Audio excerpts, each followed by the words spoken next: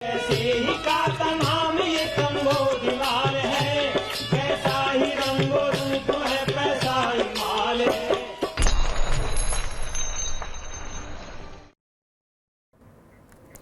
नमस्कार, मैं हूं शुभम शंकर। आप देख रहे हैं मनी 9। स्वागत है आपका मनी सेंट्रल में। दिन की सबसे बड़ी, सबसे जरूरी खबरों के साथ तैयार है आपका मनी सेंट्रल। खबरों के विश्लेषण के लिए मेरे साथ स्टूडियो में मनी 9 के एडिटर अंशुमान तिवारी जी जुड़ गए हैं। सर, बहुत स्वागत है आपका।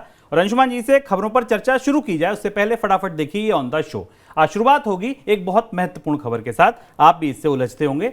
दुकानदार अब नहीं मांग सकेंगे जबरन आपका मोबाइल नंबर। कई बार आपने देखा होगा बिल काटने के लिए दुकानदार मोबाइल नंबर मांगता है, लेकिन वो ऐसा नहीं कर सकेंगे। अब दवा का पूरा पत्ता लेना जरूरी नहीं होगा। विदेशी निवेशकों की पहचान पर सेबी हुआ सख्त। डीजीसीए करेगा गो फर्स्ट का ऑडिट। ऑनलाइन जुए पर ईडी का एक्शन, बड़ा एक्शन हुआ है। कैसे ये सब कुछ चल रहा था, दिन की सबसे बड़ी खबर में इस पे चर्चा होगी। और क्या चीन पर नरम हुई सरकार? ऐसी बातें क्यों हो रही हैं? क्या ऐसा रुख सरकार का है जो ये दिखाता है कि चीन के प्रति रवैया नरम हुआ है? व्यापार रिश्तों पर क्या असर पड़ेगा इसका? ये सब कुछ आज चर्चा करेंगे मनी सेंट्रल में। शुरुआत ग्राहकों से मोबाइल नंबर मांगने की खबर के साथ। सेवाओं के लिए ग्राहक दुकानदारों को मोबाइल नंबर देने के लिए बाध्य नहीं होंगे। उपभोक्ता मामलों के मंत्रालय ने खुदरा विक्रेताओं के लिए परामर्श जारी किया। इसके मुताबिक खुदरा विक्रेता सेवाएं देने के लिए ग्राहकों से जबरन उनका मोबाइल नंबर नहीं मांगेंगे। सरकार ने यह कदम उपभोक्ताओं की शिकायत के बाद उठाया है। सर, क्या ये पूरा मामला है? शुभम, ये सबसे बड़ी खबर है और मुझे लगता है कि जितने लोग बाजार में शॉपिंग कर रहे हैं, किसी भी शॉप पर, चाहे वो मेडिकल स्टोर पर जा रहे हैं या शॉपिंग मॉल में जा रहे हैं, ग्रोसरी स्टोर पर जा रहे हैं, ऐसा लगता है जैसे कि दुकानदार का ये हक है कि वो आपका मोबाइल नंबर मांग सके, उसका अधिकार है। बहुत जगह मोबाइल नंबर दिए बिना बिलिंग्स भी नहीं की जाती और जो लोग जागरूक या सतर्क हैं वो इसका प्रतिरोध भी करते हैं, लेकिन इसके कारण उन्हें नुकसान उठाना पड़ता है, उनकी बिलिंग रुक जाती है। उपभोक्ता मामलों के मंत्रालय ने स्पष्ट रूप से कहा है कि कोई भी ग्राहक, कोई भी दुकानदार, कोई भी सेवा वाला आपसे आपका मोबाइल नंबर मांगने के लिए आपको बाध्य नहीं कर सकता। ऐसा इसलिए किया गया है क्योंकि मोबाइल नंबर के साथ स्पैम और स्कैमिंग के इतने सारे मामले सामने आ चुके हैं। वो मोबाइल नंबर घूमकर दुनिया में कहां कहां पहुंचते हैं। अब स्थितियां यहां तक हैं कि आपके घर पर कोई डिलीवरी करने वाला भी आता है तो वो भी आपका मोबाइल नंबर लेकर जाता है और आपको पता भी नहीं कि जो आपका मोबाइल नंबर ले रहा है उसकी क्या पहचान है, उसका वो क्या इस्तेमाल करेगा। इसलिए आज से अब आप यह ध्यान रखें, सतर्क रहें कि अगर आप कहीं भी सामान लेने जा रहे हैं वहां प्रॉपर बिलिंग कराइए, पर वो दुकानदार आपसे आपका मोबाइल नंबर बाध्य नहीं कर सकता, आपसे मांगने के लिए बाध्य नहीं कर सकता। इस मामले में सरकार ने स्पष्ट रूप से मना कर दिया है। और ये ध्यान रखिए कि मोबाइल नंबर देने पर आपका डेटा चोरी होने का या आपके मोबाइल नंबर का दुरुपयोग होने का, इस मोबाइल नंबर को आगे मार्केट में डेटा में सेल किए जाने का खतरा बराबर बरकरार है। और इसलिए ये एक बड़ी समस्या है जिसका समाधान निकलता दिख रहा है। बाजार जाइए, सामान खरीदिए, मोबाइल नंबर मत बताइए अगर आप नहीं चाहते हैं तो। दूसरी खबर भी बड़े आपके काम की। मेडिकल स्टोर पर ग्राहकों को गोली या कैप्सूल का पूरा पत्ता जबरन बेचने की शिकायत पर सरकार हरकत में आई है। सरकार उपभोक्ताओं की इस शिकायत का समाधान खोजने के लिए फार्मा कंपनियों के साथ बातचीत कर रही है। उपभोक्ता मामलों के विभाग ने हाल ही में फार्मा और मेडिकल डिवाइस कंपनियों के वरिष्ठ अधिकारियों के साथ एक बैठक की है और इस दौरान ये बातचीत की है कि ऐसी कौन सी व्यवस्था की जाए जिससे ये जरूरी ना हो कि पूरा ग्राहक पूरा पत्ता ही खरीदे। इसके लिए नई पैकिंग टेक्नोलॉजी अपनाने का भी सुझाव दिया गया है। सर, इसमें दिक्कत क्या है पत्ता काट के दवा देने में? ये भी बहुत उलझी हुई समस्या है। समस्या ये है कि दो तरीके की दवाएं, एक आम चलती हुई दवाएं हैं जो कि सामान्य एलर्जी की, सर्दी, जुकाम, खांसी, बुखार या दर्द की हैं, जहां आमतौर पर केमिस्ट 2 या 3 गोलियां काट कर दे देते हैं। पर जो महंगी दवाएं हैं जिनकी कॉस्ट ज़्यादा है, उसमें केमिस्ट उस दवा को काट कर नहीं देते। उसकी वजह है कि केमिस्ट के लिए फिर वो दवा वेस्टेज में चली जाती जो नहीं बिकती है, या केमिस्ट को उसे बाद में अपने वेस्ट में ले जाना पड़ता है। कंपनियाँ इस मामले में केमिस्ट के साथ बहुत ज़्यादा तालमेल नहीं करती क्योंकि केमिस्ट को जो दवा मिलती है उसकी उसे कीमत देनी पड़ती है और इसलिए जो दवा विक्रेता है उसका लगातार विरोध कर रहे हैं। दूसरी तरफ ग्राहकों की बड़ी मुश्किल है। ग्राहकों को महंगी दवा पूरी खरीदनी पड़ती है जबकि उनका प्रिस्क्रिप्शन 2 या 3 दिन दवा खाने का होता है, पर उन्हें ज़्यादा महंगी और ज़्यादा समय की दवा खरीदनी होती है जो सामान्यतः वेस्ट हो जाती है, उनके घर में भी वेस्टेज हो जाती है। और इसका समाधान निकालने की ज़रूरत है वस्तुतः कंपनियों को, दवा कंपनियों को पैकेजिंग के नए तौर तरीके लाने होंगे। कम से कम 2 या 3 खुराकों वाली एक पैकिंग हर दवा की लानी पड़ेगी जिससे कि वो 2 या 3 बार में ख़त्म हो जाए, क्योंकि इसमें समस्या केवल केमिस्ट की ही नहीं है, ग्राहकों की भी है। दवा कंपनियां आमतौर पर महंगी दवाओं की जो संख्या है वो 3 से 5 तक और 10 तक रखती हैं, और उन 10 की संख्याओं में दवा कंपनियों को ज़्यादा बेहतर फ़ायदा होता है। लेकिन अभी मामला उस स्तर तक पहुँच गया है कि जहाँ सरकार को इसमें दखल देना पड़ा है। दवा कंपनियाँ शायद इसमें पैकिंग में बदलाव करेंगी, कि उनसे कहा गया है कि पैकिंग की नई तकनीकों का इस्तेमाल करें और छोटी पैकिंग बनाने की कोशिश की जानी चाहिए, जिसमें कि कम से कम मात्रा में दवा उपलब्ध हो। अब बात नीतिगत दरों की, रेपो रेट की, वो भी भारत से अमेरिका तक। बुधवार को रिजर्व बैंक गवर्नर ने कहा कि ब्याज दरें घटाने का फैसला परिस्थितियों के आधार पर होगा। उन्होंने कहा कि महंगाई के खिलाफ लड़ाई अभी खत्म नहीं हुई। अगले महीने खुदरा महंगाई जरूर 4.7% के नीचे रहने की संभावना है, और वित्त वर्ष 2023 में जीडीपी ग्रोथ 7% से अधिक रही तो कोई आश्चर्य नहीं होगा। इस बीच फेड रिजर्व की ओर से मई में हुई बैठक के मुख्य अंश जारी हुए। इसमें कहा गया है कि आगे ब्याज दर बढ़ाने के लिए अनिश्चितता है, कुछ समझ नहीं आ रहा है, असमंजस है कि क्या किया जाए। ब्याज दरें बढ़ाने पर अधिकारियों की राय मिली जुली है। कोई कह रहा है बढ़ानी चाहिए, कोई कहता नहीं अब रोक दीजिए, यहीं से वापस लौटिए। साथ ही ये भी कहा गया है कि महंगाई में कमी आई तो है, लेकिन अभी भी ये जो टारगेट रेंज है उससे काफ़ी ऊपर है। सर, इतनी अनिश्चितता भारत से लेकर फेड तक क्यों है? दोनों के बयानों से 2 मंतव्य निकलते हैं। एक ये कि दोनों देशों के केंद्रीय बैंक ये नहीं समझ पा रहे हैं कि अर्थव्यवस्था में महंगाई की गति किस तरफ रहने वाली है। भारत के रिजर्व बैंक के गवर्नर शक्तिकांत दास ने जो बात कही, उसका मतलब था कि मौसम के माहौल का पता नहीं है, एल नीनो का खतरा है, वास्तविक परिस्थितियां जैसी होंगी उस तरह से हम ब्याज दरों पर निर्णय लेंगे। फेड के जो मिनट आए उसमें इस बात का इशारा किया गया कि जो आंकड़े आएंगे अर्थव्यवस्था से, जो वास्तविकताएं दिखेंगी, उस आधार पर फैसला किया जाएगा। तो इसलिए ऐसा लगता है कि दोनों प्रमुख बैंक, भारत का बैंक और फेडरल रिजर्व, अब डेटा सेंट्रिक अप्रोच की तरफ आगे बढ़ेंगे। वो ये देखने की कोशिश करेंगे कि वास्तविक तौर पर महंगाई की परिस्थिति क्या है। अमेरिका में महंगाई की दर अभी भी ऊंची है, अमेरिका की जो सहनीय स्तर उससे काफ़ी ऊंची है, 2% के आसपास। इसलिए अमेरिका में इस बात की संभावना बनती दिखाई दे रही है कि फेडरल रिजर्व का जो हॉकिश या आक्रामक रुख है वो बना रहेगा। बढ़ोतरी, ब्याज दरों में बढ़ोतरी, कमी की तो कोई उम्मीद नहीं, ब्याज दरों में बढ़ोतरी के 1-2 दौर और आ सकते हैं। भारतीय रिजर्व बैंक की राय मिली जुली है। उसे महंगाई 4.5-5% के आसपास आती दिखाई दे रही है, लेकिन महंगाई बढ़ाने वाले कारक बाजार में सक्रिय हैं। इसलिए रिजर्व बैंक और फेडरल रिजर्व खुलकर स्पष्ट रूप से अभी फिलहाल ब्याज दरों की दिशा क्या होगी इस बारे में कोई संकेत नहीं दे रहे। भारत में अगर आप पूरे बयानों को पढ़ें तो समझ में आता है कि भारत में ब्याज दरों में बढ़ोतरी की प्रक्रिया थोड़े समय तक और स्थिर रह सकती है, अगर महंगाई में कोई बड़ी बढ़ोतरी नहीं आई। कमी कब तक होगी ये स्पष्ट नहीं है। आंकड़े बता रहे हैं कि महंगाई कम है, आगे भी कम हो सकती है, लेकिन बाजार कुछ और बता रहा है। महंगाई की वजह से छोटे शहरों में लाइफस्टाइल प्रोडक्ट, कपड़े और जूतों की मांग अभी भी कमजोर बनी हुई है। इस वजह से कुछ बड़ी रिटेल कंपनियां टियर 2 और टियर 3 शहरों में नए स्टोर खोलने की जो गति है उसको धीमा कर रही हैं। शहरों में गैर जरूरी चीजों पर बिक्री में गिरावट आने से रिटेलर्स पर दबाव है। सर, ये मांग क्यों सुस्त है? आदित्य बिरला फैशन, पैंटलून्स, कई सारी ऐसी कंपनियां हैं जिन्होंने कोविड के बाद अपने नए कार्यक्रम बनाए थे कि वो छोटे शहरों में ब्रांडेड स्टोर लेकर जाएंगे। अगर आप किसी छोटे शहर में रहते हैं तो आपको दिखाई देता होगा कि पिछले 1-2 सालों में आपके शहरों में ब्रांड्स के स्टोर खुलना शुरू हुए हैं, जहां अब उस तरह से शॉपिंग करने की सुविधा मिलती है जैसी कि आपको शहरों में मिलती है। लेकिन ये ब्रांडेड स्टोर दरअसल जिन सेगमेंट्स में आते हैं, जिन चीज़ों में आते हैं, वो डिस्क्रिशनरी शॉपिंग के हैं, या जिनके पास ज़्यादा बेहतर आय है वहाँ पर खरीदारी के लिए। इसमें गारमेंट हैं, इसमें इलेक्ट्रॉनिक सामान है, ग्रॉसरी इससे अलग है। और इसी क्षेत्र में ये बड़ी रिटेल कंपनियां जाना चाह रही थी, जिनका जो छोटे शहरों के बाजार को, छोटे कस्बों के बाजार को एक्सेस करने के लिए। लेकिन महंगाई के कारण गारमेंट्स की कीमतें तेज़ी से बढ़ी हैं। हम लगातार आपको बता रहे हैं कि भारत में गारमेंट्स की महंगाई, शूज़ की महंगाई लगातार 8-9% से लेकर 2.5 के अंकों में, और उस वजह से इनकी विस्तार योजनाएं रुक रही हैं। यानी अगर आपके शहर में कोई बड़ा रिटेल ब्रांड अभी आना चाहता होगा, छोटे शहर में अगर आप रहते हैं, तो फिलहाल वो थोड़े समय के लिए इंतजार करेगा जब तक कि कीमतें कम नहीं होती या लोगों की आय नहीं बढ़ती। विदेशी निवेशक यानी एफपीआईज के लिए टैक्स के मोर्चे पर मुश्किल बढ़ती दिख रही है। आयकर विभाग ने अब कई मामलों में एफपीआईज को होने वाले इक्विटी कैपिटल लॉस के बदले डेरिवेटिव मार्केट में होने वाले फायदों की भरपाई करने से रोक दिया है।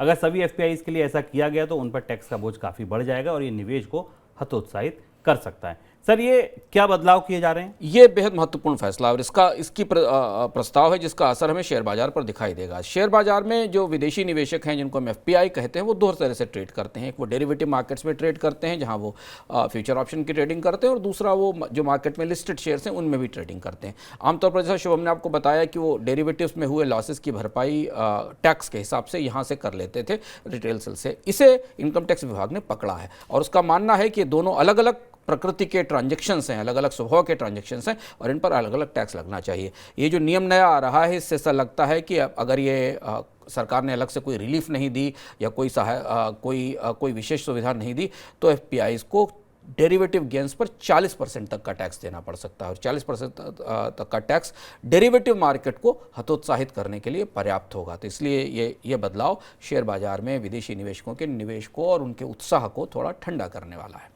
मार्केट रेगुलेटर सेबी भी एफपीआईज के निवेश पर सख्त होता दिख रहा है। सेबी ने एफपीआई से कहा है कि वे अपने मूल निवेशकों के लिए नो योर कस्टमर यानी केवाईसी और बेनिफिशियल ओनरशिप यानी बीओ से जुड़ी सभी जानकारियां दें। एफपीआई का निवेश मैनेज करने वाले कुछ डेजिग्नेटेड डिपॉजिटरी पार्टिसिपेंट यानी कि डीडीपीज को मेल भेजकर यह कहा गया है कि वे लीगल एंटिटी के रूप में पेरेंट इंस्टीट्यूशन या पेरेंट कंपनी का नाम बताएं, सब फंड का नाम ना बताएं। यानी सेबी इन फंड में पैसा लगाने वाले असल निवेशकों की पहचान बताने को कह रहा है। सर, सेबी ऐसा क्यों कर रहा है? सेबी लगातार ये कोशिश पिछले 2 साल से चल रही है, और अभी हाल फिलहाल में जब हमने अडानी समूह के कामकाज को लेकर उठने वाले सवाल देखे और सेबी इस मामले की जांच कर रही है, उसमें भी तार यहीं से जुड़े हुए हैं कि अडानी समूह में निवेश करने वाली कुछ विदेशी निवेशकों के बारे में नहीं पता है कि उनके मालिक और उनके प्रमोटर कौन हैं। क्योंकि भारत में विदेश में निवेश करने वाले विदेशी निवेशक उन ज्यूरिडिक्शंस में काम करते हैं, उन देशों से निवेश कर रहे होते हैं जहां से उन्हें ये सूचनाएं नहीं मिल पाती। लेकिन अब इस बात का दबाव भारत सरकार इन निवेशकों की तरफ और सेबी बना रहे हैं कि उन्हें पता तो चले कि भारत में कौन सा विदेशी निवेशक आ रहा है और उसके पीछे किसका फंड लगा हुआ है, आखिर उसका पैसा कहां से आ रहा है। इसको लेकर मनी लॉन्ड्रिंग के नियमों में भी खासा बदलाव हो रहा है। पिछले दिनों में ये बात लगातार बार बार आई कि जब बाजार में कोई अनियमित उतार चढ़ाव होता है, बाजार में किसी तरीके की स्पेकुलेशन होती है, तो उसमें विदेशी निवेशकों की भूमिका की पड़ताल कैसे की जाए और ये पता कैसे चलाया जाए कि उनके पीछे किसका निवेश का फंड लगा हुआ है। हालांकि ये सेबी की मुहिम इतनी आसान नहीं होगी। एक और महत्वपूर्ण चीज़ इस संदर्भ में समझना जरूरी कि भारत सरकार ने गुजरात गिफ्ट सिटी से भी ट्रांजैक्शन शुरू की हैं, जो लगभग वैसे ही ट्रांजैक्शन है जैसे कि ऑफशोर ट्रांजैक्शंस होते हैं, वहाँ उन्हें और भी सुविधाएं दी गई। उस रोशनी में भी क्या ये दोनों फैसले, एफपीआईज के पर टैक्स लगाने का फैसला डेरिवेटिव मार्केट में और एफपीआईज के बारे में केवाईसी का फैसला भी उस कोशिश को कहीं ना कहीं प्रभावित कर सकता है, क्योंकि विदेशी निवेशक भारतीय बाजार से ऑफशोर ट्रेडिंग करने की तैयारी कर रहे हैं। देखना होगा कि इसका असर हमें बाजार पर किस तरह से दिखता है।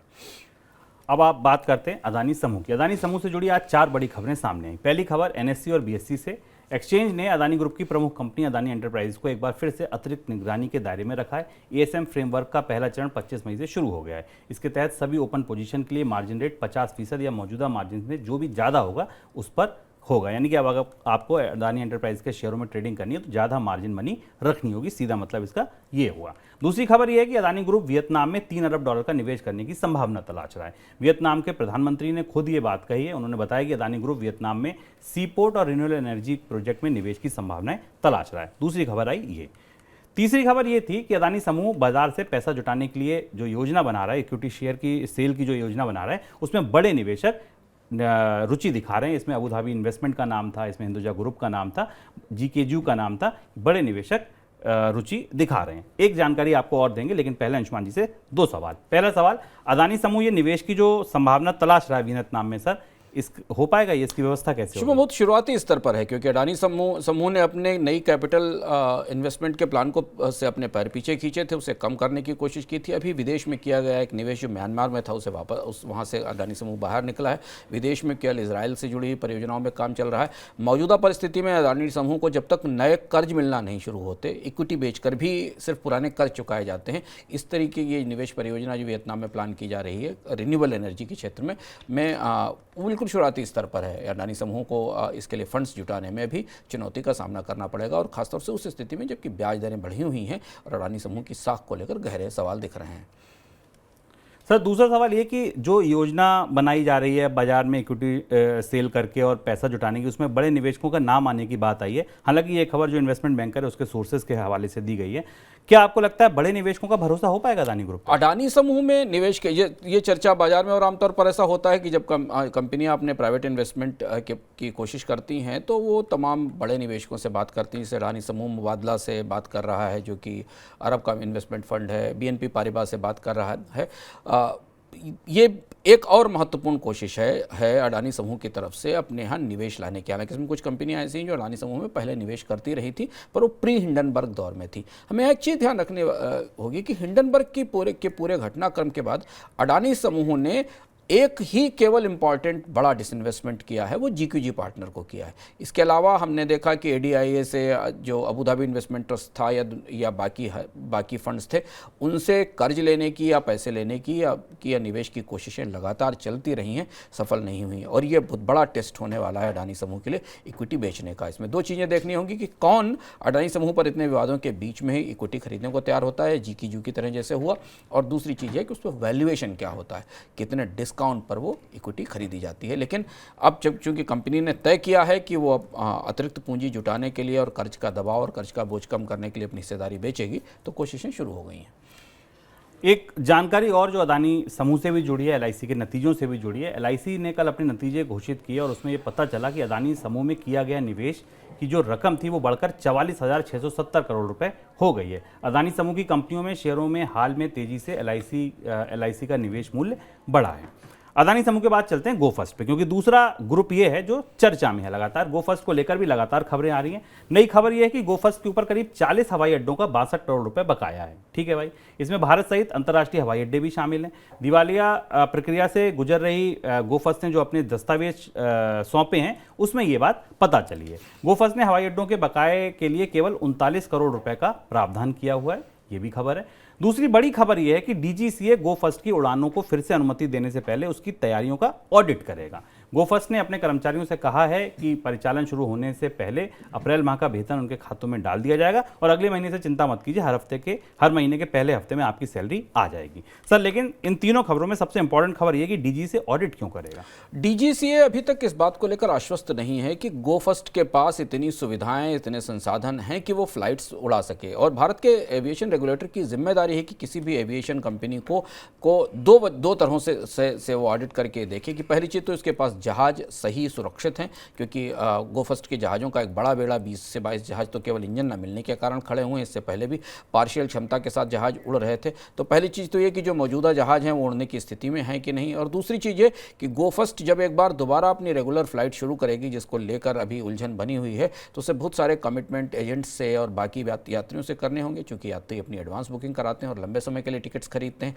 तो DGCA को अपने ऑडिट में सुनिश्चित करना पड़ेगा कि यात्रा सुरक्षित होगी और निरंतर होगी। ऐसा ना हो कि GoFirst अचानक, जैसे GoFirst ने चलते चलते अचानक बैंक्रप्सी घोषित कर दी थी और कंपनी बंद करने की घोषणा की थी, जिस पर DGCA को ने सख्त आपत्ति की थी।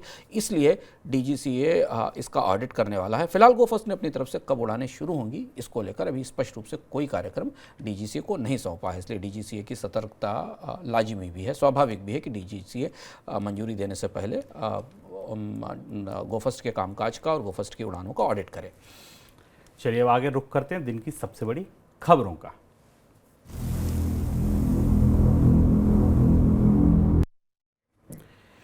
सरकार की तमाम एजेंसियां चौकन्नी हो गई हैं, निगरानी बढ़ा दी है, छापेमारी हो रही है, रेड डाली जा रही हैं और नए नए खुलासे हो रहे हैं टैक्स चोरी के। आज हम दिन की सबसे बड़ी खबरों में ऐसे ही 2-3 बड़े मुद्दों पर बात करेंगे जहां सरकार की एजेंसियों ने दरअसल बड़े खुलासे किए हैं टैक्स चोरी के। पहला मामला ईडी। चलिए ईडी चलते हैं।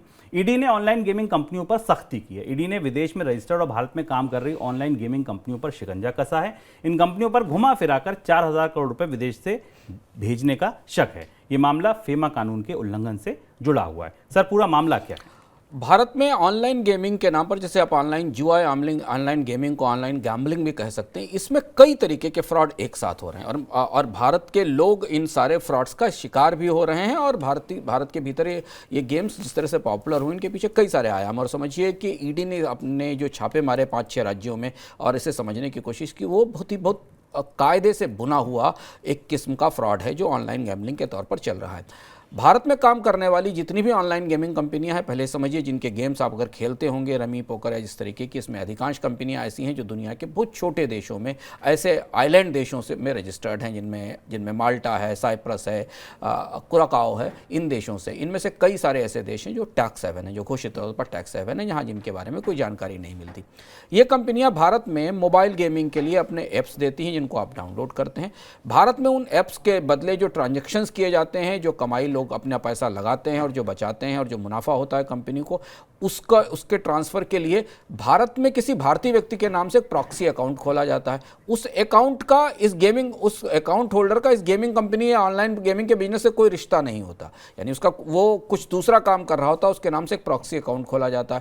उस ऐसे प्रॉक्सी अकाउंट का एक पूरा नेटवर्क है, जिन नेटवर्क के जरिए ये पैसे ट्रांसफ़र किए जाते हैं और ये पैसा बाद में भारत से सर्विसेज का एक्सपोर्ट दिखाकर उस चैनल से विदेश ले जाया जाता है और इस पर टैक्स नहीं दिया जाता, जबकि एक तरीके की सर्विस है जिस पर भारत में आमतौर पर कमाई पर टैक्स लग रहा है, पर जो कारोबार करने वाली कंपनियां हैं वो इसे एक्सपोर्ट बताकर विदेश ले जाती हैं। ईडी ने अपने छापों में बैंक अकाउंट्सों से मिली जानकारी के बेस पर कई सारे हवाला ट्रेडर्स को भी पकड़ा है, हवाला ऑपरेशंस को भी पकड़ा है, जिसमें इनमें शामिल है।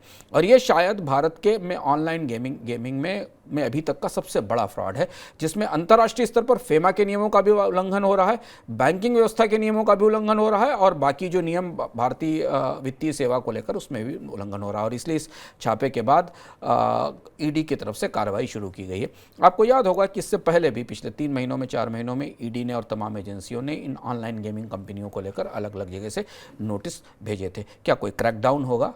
क्या ये ऑनलाइन गेम्स बंद होंगे? क्या सरकार इन्हें बंद करेगी? ऐसा स्पष्ट नहीं है भी क्लियर नहीं है, लेकिन घोटाला काफ़ी बड़ा दिखता है प्रत्यक्ष रूप से, ऐसा जो आंकड़े हमारे सामने आ रहे हैं। अब जब आप अगली बार गेम कोई खेलें और ऐप डाउनलोड करें तो ये सोचिएगा कि इसके पीछे कितना बड़ा तंत्र, कितनी बड़ी टैक्स चोरी, कितना बड़ा गलत काम चल रहा है। सर एक सवाल ये कि इन पर नियंत्रण क्यों नहीं लग पाता है? नियंत्रण, और इसमें एक चीज शुभम और ध्यान रखने वाली बात है, ये केवल गेम्स नहीं है, क्योंकि गेम्स मोबाइल के जरिए खेले जा रहे हैं तो इसके पीछे लोगों के पैन कार्ड नंबर्स भी लगे हुए हैं, आधार कार्ड भी हैं, उनके पर्सनल डेटा भी हैं जो इस गेम के साथ शेयर हो रहे हैं। वो भी मतलब ये केवल स्कैमिंग, टैक्स चोरी नहीं है, डेटा की भी स्कैमिंग हो रही है और डेटा की भी चोरी हो रही है। सरकार दरअसल ये तय नहीं कर पा रही है कि उसे ऑनलाइन गेमिंग का आखिर करना क्या है। ऑनलाइन गेमिंग की कमाई पर गैम्बलिंग वाले प्रावधानों के तहत टैक्स तो लगा दिया गया है। अभी भी लॉटरी और ऑनलाइन जुए को लेकर भारत में कानून बहुत स्पष्ट नहीं है। अब पिछले 3 महीने 4 महीने से सरकार ये इस बहस में तो लगी है कि इस पर टैक्स कैसे लगाया जाए, जीएसटी कैसे लगाया जाए, किसके हाथ में कितना टैक्स लगाया जाए, पर ये गेमिंग जेन्युइन है कि नहीं, ये लीगल है कि नहीं और इससे होने वाले नुकसान क्या हैं, इसके बारे में हमें जानकारी नहीं है। जबकि लॉटरी और जुआ, जिसको लेकर भारत में पहले काफ़ी लंबी बहस होती रही है, उस पर प्रतिबंध है। कुछ ही राज्य ऐसे हैं जिन्होंने अपने यहाँ राज्य की लॉटरियाँ निकाल रखी हैं, लेकिन ऑनलाइन गेमिंग को लेकर भारत में कानूनी स्तर पर एक बड़ा वैक्यूम, एक शून्य। अभी हाल में तमिलनाडु की सरकार ने भी इस पर एक फैसला लिया था गेमिंग को रोकने का, पर राज्य सरकारें इस तरीके के मामलों में फैसले लेती हैं और उसको लेकर काफ़ी ज़्यादा मतभेद है। अब जब इतने बड़े घोटाले खुल रहे हैं हमारे सामने, जिसमें केवल टैक्स की चोरी ही नहीं हो रही, लोगों की निजी डेटा की, प्राइवेसी की चोरी हो रही, भारत के बैंकिंग तंत्र का दुरुपयोग किया जा रहा है, तो सरकार को जरूर यह फैसला करना चाहिए। उम्मीद है कि डिजिटल इंडिया का जो बिल आने वाला है, जिस पर हमने कल चर्चा की थी, उसमें शायद सरकार कोई प्रावधान करेगी और उसे करने ही चाहिए। ये भी बड़ा सोचने वाली बात है जो अंशुमान जी ने कहा, मैं रेखांकित करना चाहूँगा कि सरकार टैक्स के लिए तो नियम बना रही है, लेकिन उसके पीछे जो पैन कार्ड है, डेटा चोरी है, उस पर अभी ध्यान नहीं है। मतलब दर्द जो है वो सर में है, इलाज पैर का हो रहा है, कुछ ऐसा भी दिखता है। दूसरा मामला निगरानी का आया जीएसटी डिपार्टमेंट से, ईडी से चलिए जीएसटी। यहाँ क्या हुआ? केंद्र और राज्य सरकार के जीएसटी अधिकारियों ने करीब 10,000 फर्जी रजिस्ट्रेशन पकड़े हैं जीएसटी के। फर्जी चालान और रजिस्ट्रेशन के खिलाफ विभाग ने एक विशेष अभियान चलाया था। पिछले हफ्ते हमने आपको मनी सेंट्रल में एक खबर बताई थी। विशेष अभियान ने पहले ही हफ्ते में ये मामले सामने आए हैं। कई मामलों में अधिकारियों ने पाया कि फर्जी बिजली के बिल, प्रॉपर्टी टैक्स की रसीद और रेंट एग्रीमेंट के सहारे जीएसटी का रजिस्ट्रेशन हासिल कर लिया गया। प्रारंभिक अनुमान जो आया है वो ये आया है कि 25,000 करोड़ रुपए की टैक्स चोरी की बात सामने आई है। अधिकारी प्रॉपर वेरिफिकेशन के बाद ही रजिस्ट्रेशन रद्द करेंगे। 25,000 करोड़, ठीक है, मतलब आप सोचिए कि 1 लाख करोड़ अगर महीने का कलेक्शन होता है तो 25,000 करोड़ मतलब वो 1/4 कलेक्शन जीएसटी का हो गया। सर इतने बड़ी फर्जी कंपनियां कर क्या रही थी? हाँ शुभम, जब हम 6 महीने पहले, 8 महीने पहले इन आंकड़ों पर खुश हो रहे थे, सरकार की तरफ से दावा किया जा रहा था कि भारत में जीएसटी का नेटवर्क फैल रहा है, भारत में जीएसटी पे करने वाली कंपनियों की संख्या बढ़ रही है, इतनी बड़ी संख्या में जीएसटी में रजिस्ट्रेशन हो रहा है, तब हमें इसका अंदाज़ होना चाहिए था कि इसमें कितनी अधिक कंपनियां सिर्फ जीएसटी में फर्जी रजिस्ट्रेशन के लिए आई। रजिस्ट्रेशन तो उनका सही है, भले ही उन्होंने डॉक्यूमेंट फर्जी किए हों, पर ये हो क्यों रहा है? हो इसलिए रहा है कि इसके पीछे इनपुट टैक्स क्रेडिट लेने का पूरा नेटवर्क है। हजारों कंपनियां भारत में ऐसी हैं जो इनपुट टैक्स क्रेडिट के कारोबार में, धंधे में लगी हुई हैं। वो कंपनी के नाम पर कुछ सामान खरीदती हैं, उस पर टैक्स क्रेडिट का रिफंड लेती हैं, उसका इस्तेमाल कहीं दूसरी जगह होता है। ये वो फ्रॉड है जिसके कारण 25,000 करोड़ रुपए की चोरी इन कंपनियों के जरिए जानी गई है। और अगर आप इस पूरे ढांचे को देखें और 10,000 कंपनियां पहले ही महीने में पाई गई हैं, तो आप अंदाज कर सकते हैं शुभम कि भारत में आखिर जीएसटी वास्तविक रूप से देने वाली कारोबारी रिकॉर्ड के साथ जीएसटी देने वाली कंपनियों की संख्या कितनी होगी और कितनी ऐसी कंपनियां होंगी जिनके पास जीएसटी के रजिस्ट्रेशन है, सरकार के रिकॉर्ड में जीएसटी का बढ़ा हुआ नेटवर्क दिखता है, पर वो दरअसल कुछ और ही कर रही हैं। बिल्कुल। अब चलिए तीसरी जगह, वो है हैवी इंडस्ट्री मिनिस्ट्री। यहाँ क्या हुआ? यहाँ मामला ये है तीसरा कि फेम 2 योजना के नियमों में उल्लंघन से जुड़ा एक दूसरा मामला सामने आया। दूसरे दौर की जांच शुरू हुई। पहले दौर में कई कंपनियों पर जुर्माने लगे, हमने आपको बताया था। दूसरे दौर में फिर 4 कंपनियां पकड़ी गई हैं। आरोप वही है कि भाई सब्सिडी इस बात के लिए दी गई थी कि स्थानीय स्तर पर बने उपकरणों का इस्तेमाल करें आप, लेकिन पाया यह गया कि आपने वो उपकरण इस्तेमाल किए ही नहीं। सर, अब कौन सी कंपनियां पकड़ी गई हैं? ग्रीव्स इलेक्ट्रिक मोबिलिटी का नाम है, बेनलिंग इंडिया एनर्जी टेक्नोलॉजी का नाम है, रिवोल्ट इंटेलीकॉप का और एमओ मोबाइल मोबिलिटी का नाम है। ये सारी कंपनियां और इसके अलावा पूरा का पूरा शुभम ई मोबिलिटी का, ई स्कूटर का पूरा तंत्र ही ऐसा लगता है इसे सब्सिडी चोरी कर रहा था। पिछले 1 साल से कोई ऐसा बड़ा ब्रांड नहीं है जिसने भारत में ई स्कूटर लॉन्च किए हों और वो इस मामले में शामिल ना पाया गया हो। और इसके कारण ये स्कीम इतनी बुरी तरह डिस्क्रेडिट हो गई है, फेम वाली स्कीम, की सरकार को अंततः इसे अगले साल के लिए बंद ही करना पड़ गया है, क्योंकि इसमें जो सब्सिडी दी गई थी वाहन सस्ती करने के लिए, उसमें ज़्यादातर जगह भारत के पुर्जों के इस्तेमाल की शर्तों का पालन नहीं किया गया।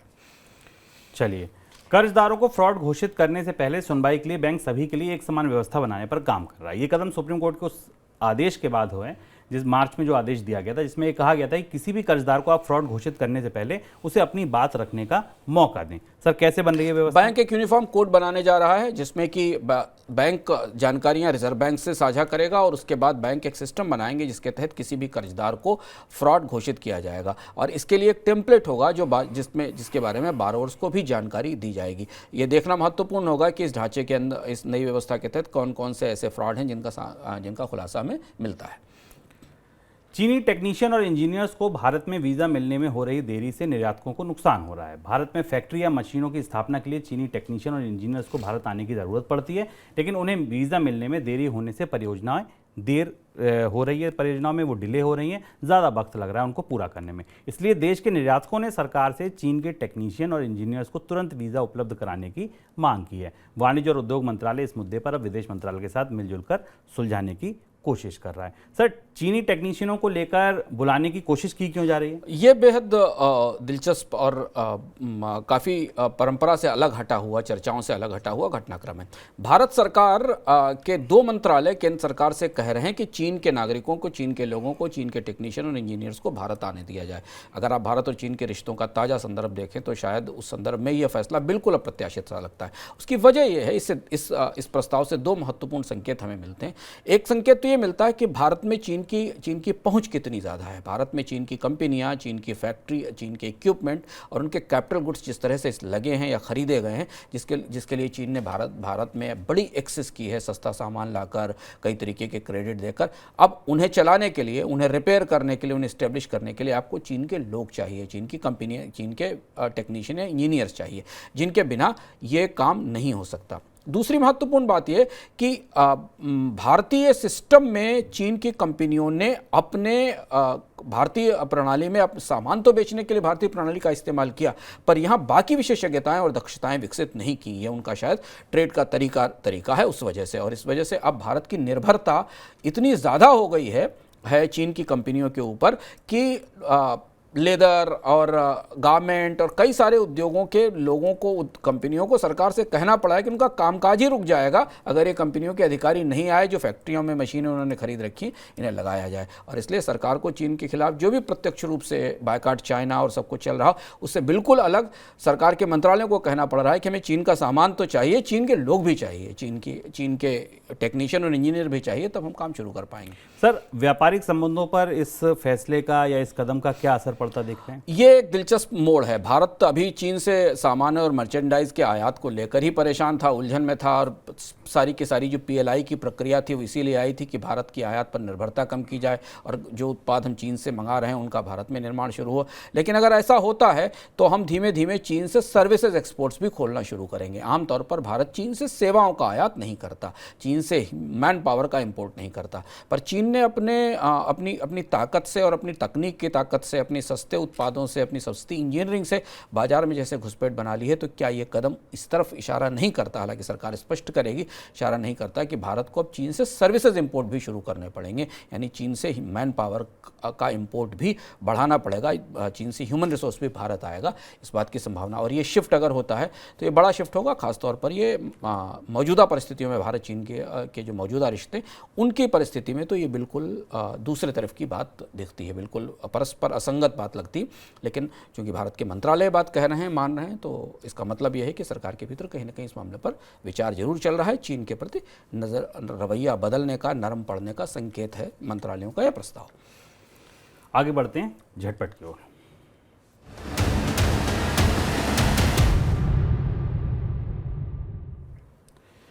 शेयर बाजार के एक्सचेंज एनएससी और बीएससी सेबी पर डेरिवेटिव मार्केट यानी वायदा बाजार के घंटों को बढ़ाने की दबाव बना रहे हैं। उनका कहना है कि गिफ्ट सिटी में सिंगापुर निफ्टी का कामकाज शुरू होने के बाद ये ज़रूरी है कि निवेशक अपने को हेज कर सकें और उसके लिए वायदा बाजार का लंबे समय तक खुलना ज़रूरी है।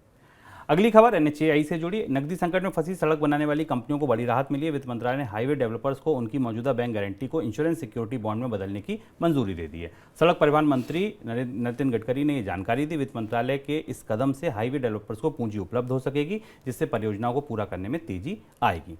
रिलायंस इंडस्ट्रीज लिमिटेड ने रिलायंस रिटेल और रिलायंस जियो इन्फोकॉम में लागत घटाने के लिए नई हायरिंग रोक लगा दी है। इसके अलावा कंपनी वेतन ढांचे की समीक्षा कर रही है और कमजोर प्रदर्शन वाले कर्मचारियों को नौकरी से हटा भी रही है। कल ही हमने आपको बताया था रिलायंस रिटेल से 1000 लोगों को करीब नौकरी से निकाला गया था। आगे संभावना और लोगों को निकालने की भी थी। रिलायंस रिटेल और जियो ने पिछले कुछ साल में बहुत अधिक संख्या में कर्मचारियों को हायर किया था। हाल ही में किए गए अधिग्रहण के बाद रिलायंस रिटेल अब पदों पर डुप्लीकेशन को कम करने का काम कर रही है, जबकि देश भर में 5G सेवा पूरी तरह लागू करने के लिए जियो के पास काम कम और कर्मचारी ज़्यादा हो गए। सर, कोई टिप्पणी आपकी? रिलायंस के कारोबार में के वर्कफोर्स में जो पुनर्गठन वो महत्वपूर्ण खबर है। कल हमने रिलायंस में छटनी की खबर आपको बताई थी। रिलायंस ने बहुआयामी विस्तार किया था रिटेल में, टेलीकॉम में और काफ़ी सारी सेवाओं में। कितनी छटनी होती है, और ये जबकि बाजार में इस समय रोजगारों को लेकर माहौल थोड़ा ज़्यादा कमज़ोर और ख़राब है और नौकरियां नहीं है, तब ये खबर करीब से इस घटनाक्रम पर लोगों की नज़र होगी। और दूसरा महत्वपूर्ण घटनाक्रम एनएचएआई की तरफ से है, सरफेस ट्रांसपोर्ट मिनिस्ट्री की तरफ से है, जहां पर एक बड़ी राहत शायद अगर बैंक इस बात पर तैयार होते हैं तो डेवलपर्स को मिलेगी। करीब 2 लाख करोड़ रुपए के आसपास की जो बैंक गारंटीज़ हैं, इन बैंक गारंटीज़ को इंश्योरेंस के सिक्योरिटी ब्रांड में बदला जा पाएगा। 5 इंश्योरेंस कंपनियों ने भारत में ऐसे बॉन्ड्स भी जारी किए हैं। ये था हमारा आज का मनी सेंट्रल। कल फिर आएंगे शाम 7 बजे। तब तक के लिए दीजिए इजाज़त। नमस्कार। ऐसे ही का नाम ये संबोधि